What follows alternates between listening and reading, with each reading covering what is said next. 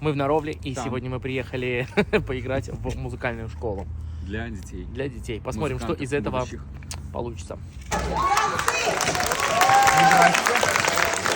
Гляжу, музыкантами все будут, да? Ну давайте, кто хочет быть балалайшником? Есть балалайшники? Ну вот, балалайшников нету. Это я просто балалайшник всегда, вот у нас есть. А на баяне кто-нибудь играет? Есть рука. Вот. Присуще ли вам сценическое волнение и как вы с ним справляетесь?